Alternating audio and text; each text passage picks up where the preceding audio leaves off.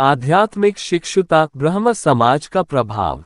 1880 में नरेंद्र, ईसाई से हिंदू धर्म में रामकृष्ण के प्रभाव से परिवर्तित केशव चंद्र सेन की नव विधान में शामिल हुए। नरेंद्र 1884 से पहले कुछ बिंदु पर एक फ्री मसोनरी लॉज और साधारण ब्रह्म समाज, जो ब्रह्म समाज का ही एक अलग गुट था और जो केशव चंद्र सेन और देवेंद्रनाथ टैगोर के नेतृत्व में था। 1881-1884 के दौरान ये सन्स बैंड ऑफ होप में भी सक्रिय रहे, जो धूम्रपान और शराब पीने से युवाओं को हतोत्साहित करता था। ये नरेंद्र के परिवेश के कारण पश्चिमी आध्यात्मिकता के साथ परिचित हो गया था। उनके प्रारंभिक विश्वासों को ब्रह्म समाज ने, जो एक निराकार ईश्वर में विश्वास और मूर्ति पूजा का प्रतिवाद करता था, ने प्रभावित किया और सुव्यवस्थित, युक्तिसंगत, अद्वैतवादी अवधारणाओं, धर्मशास्त्र, वेदांत और उपनिषदों के एक चयनात्मक और आधुनिक ढंग से अध्ययन पर प्रोत्साहित किया। स्वामी विवेकानंद की निष्ठा। एक बार किसी शिष्य ने गुरुदेव की सेवा में घृणा और निष्क्रियता दिखाते हुए नागभान सिकोड़ी। ये देखकर विवेकानंद को क्रोध आ गया। वे अपने उस गुरु भाई को सेवा का पाठ पढ़ाते और गुरुदेव की प्रत्येक वस्तु के प्रति प्रेम दर्शाते हुए उनके बिस्तर के पास रक्त, कफ आदि से भरी थूकदानी उठाकर फेंकते थे।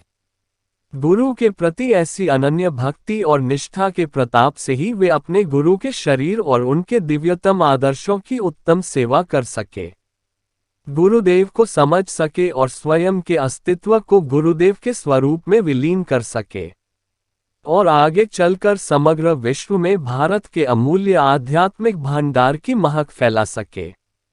ऐसी थी उनके इस महान व्यक्तित्व की नींव में गुरु भक्ति, गुरु सेवा और गुरु के प्रति अनन्य निष्ठा, जिसका परिणाम सारे संसार ने देखा।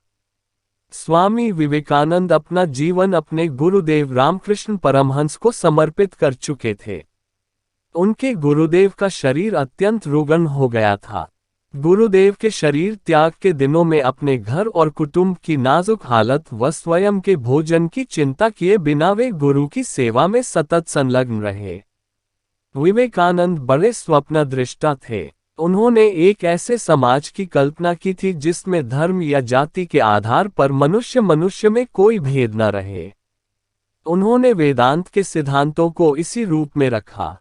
अध्यात्मवाद बनाम भौतिकवाद के विवाद में पड़े बिना भी यह कहा जा सकता है कि समता के सिद्धांत का जो आधार विवेकानंद ने दिया, उनसे सबल बौद्धिक आधार शायद ही ढूंढा जा सके। विवेकानंद को युवकों से बड़ी आशाएं थीं। आज के युवकों के लिए इस ओजस्वी सन्यासी का जीवन एक आदर्श है। उनके नाना का नाम श्री नंदलाल बसु था।